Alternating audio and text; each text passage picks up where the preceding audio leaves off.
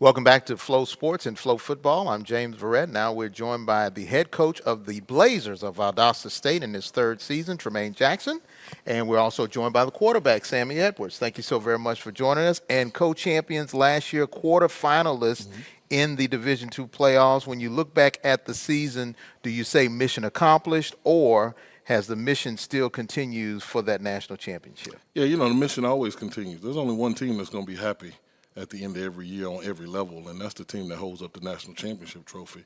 However, I will say we do value the growth that we had in year two, and I don't think anybody in our building is satisfied by any means with what we did. We just do value the growth, and we look forward to continuing to grow and get better.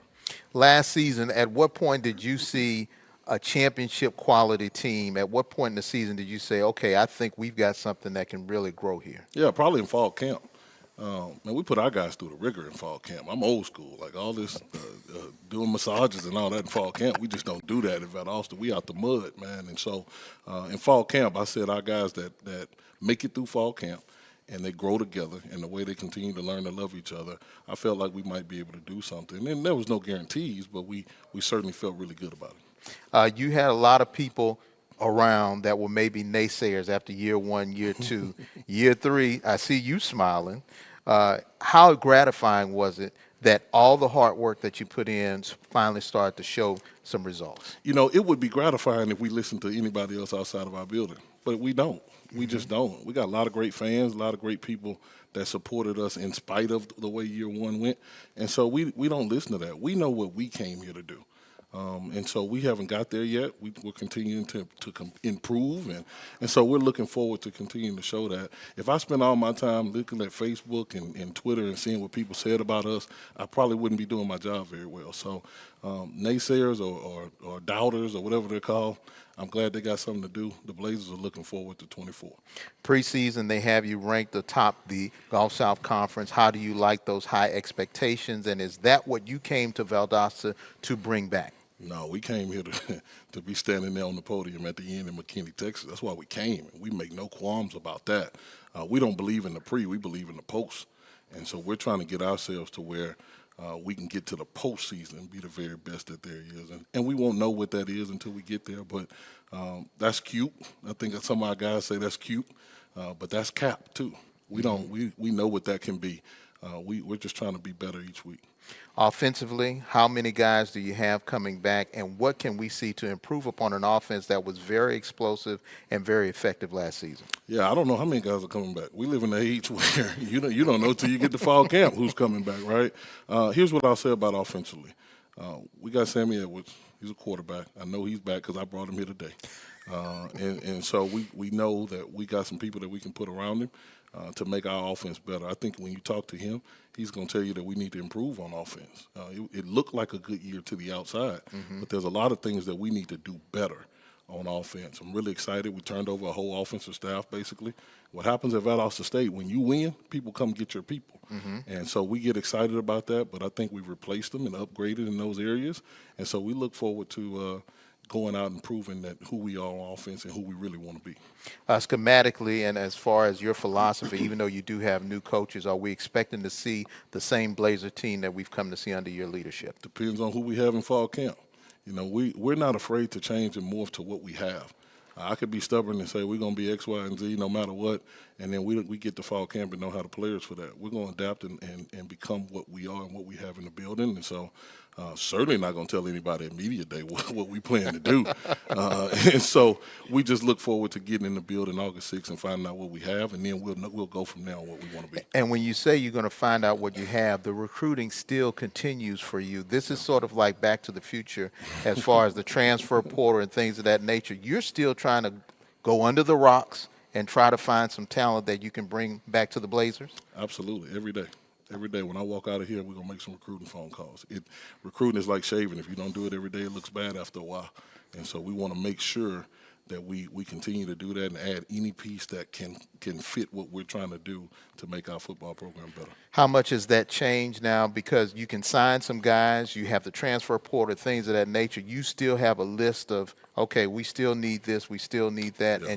and you're still searching, correct? Yeah, it hadn't changed much for us in the way we go about doing things. We've been doing this way for a long time.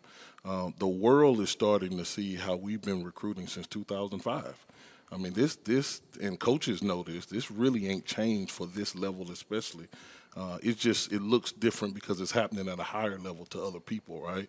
And so we've done this before. We've been very confident in how we go about doing it, and we look forward to continue to do it at a high level.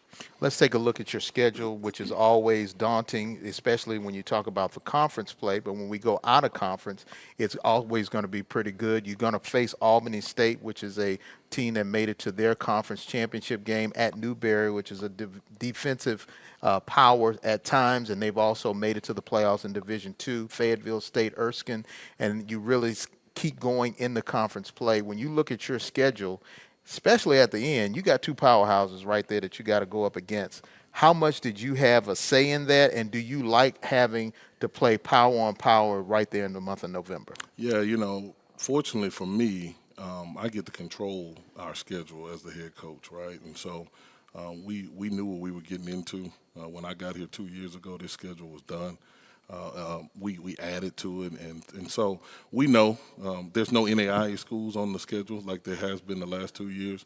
We got 11 Division II schools, and you talk about powerhouses at the end. I'm talking about a powerhouse at the beginning in Albany State that plays the Valdosta State Blazers to the utmost. Got a lot of respect for how they play us and how they're coached. And so coming out the gate, we don't get a chance to warm up and find out what we got. We got to be clicking. And then you put on the fact that we're playing in week 0 where we've decreased and we only got 21 days to get ready for a really good football team. So we got a lot of issues we got to get done, but we look at our schedule and we like where we are, and we look forward to competing week in and week out. What is your formula to create chemistry? Because you're going to bring in some guys, maybe transfers, a lot of freshmen, things of that nature. And just as you said, you got 21 days. Yeah. How do you create chemistry in such a short time? I think that's really a question for Sammy, but I will tell you, we just go about our business a different way. And our players that have been here with us, Sammy's a guy that's been here with me since I got here. And he's been through the downs and some ups. And so I think our players do a really good job in the locker room of telling new guys how we do things, and it just works for us. All right, Mr. Edwards, you're the signal caller for this offense and a championship-level offense. When you look at what you did last year into this year, what can we expect to see from you? Yeah, not totally, happy with the performance. I mean, we had a good year, but it's not even close to what we're expecting this year. So, like Coach Jack said, had a lot of turnover with coaches, but there was a lot of stuff that we can improve on. So, look forward to doing that. Are you always a soft-spoken guy, or do you transform when you get on the field? I don't know. I've been told I'm soft-spoken. People tell me to talk with my chest, but I'm usually pretty mellow. But I hear you. As far as calling this offense, is it a matter of being more cerebral than more physical when you're talking about this offense? Right, 100%. I'm a big guy, big believer in film, big believer in preparation. So I think the mental aspect of football is, trumps the physical aspect. So.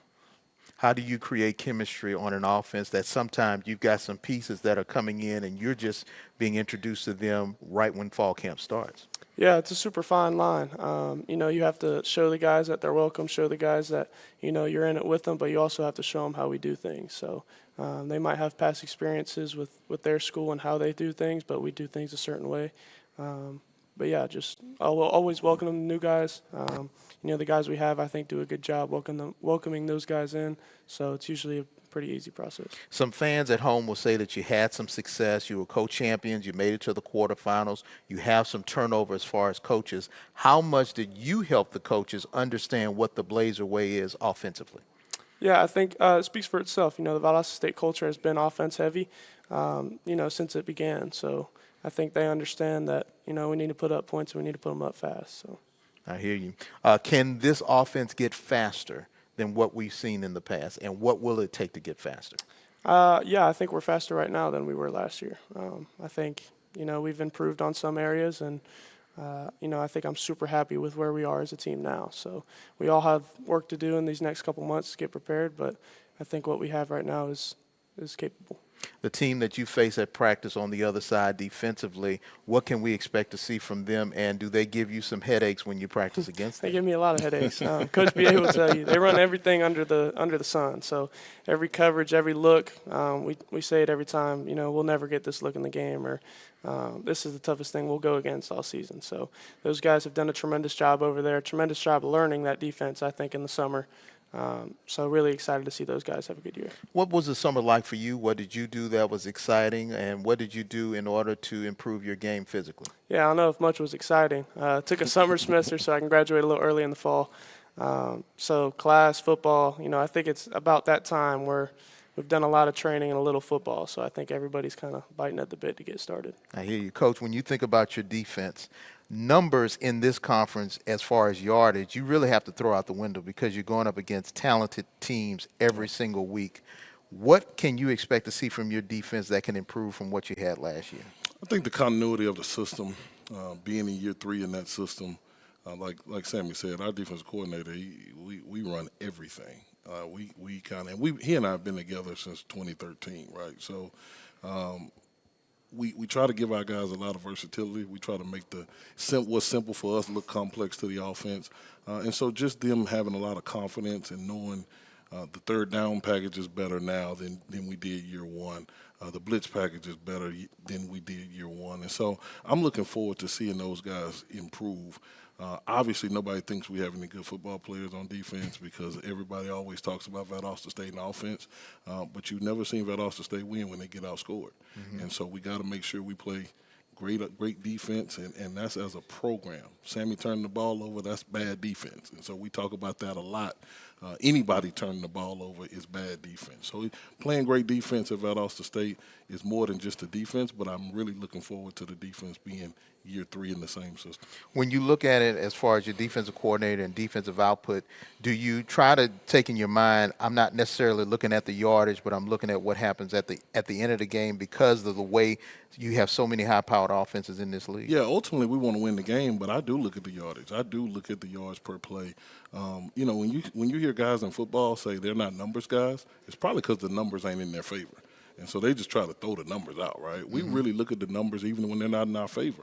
And we got to get better. We had some letdowns at the end of the games defensively in the playoff game, our first-round playoff game versus Shawan a year ago. We had some letdowns. And so that's just immature defense. And so we've got to be more mature.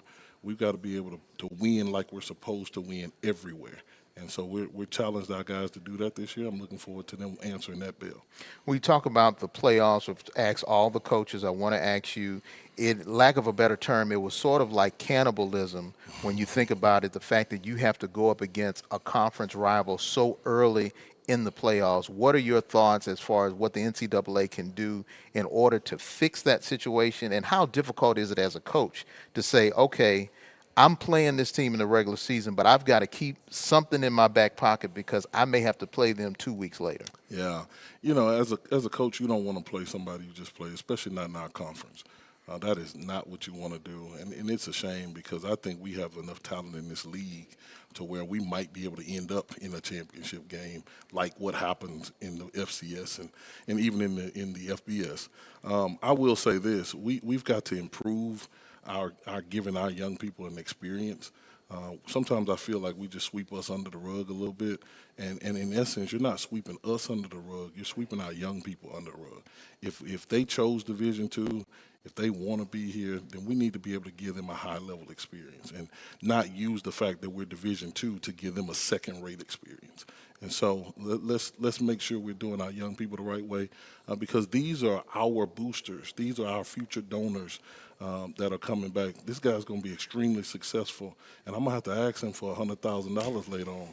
And so I don't want him not getting anything from being in a playoff game to just give me 50. You know what I mean? So I want to make sure he gives us what the experience that he got.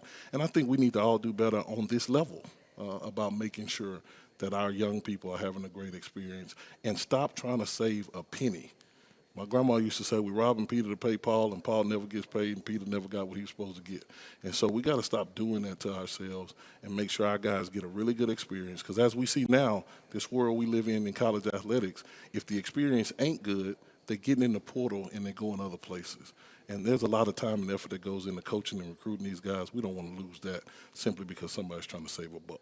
All right, Coach. Thank you so very much. Good luck to both of you as you guys face Albany State coming up this fall. Stay tuned. We'll have more right here from the Winfrey Hotel in Hoover, Alabama for the Gulf South Conference 2024 Football Media Day right here on Flow Sports.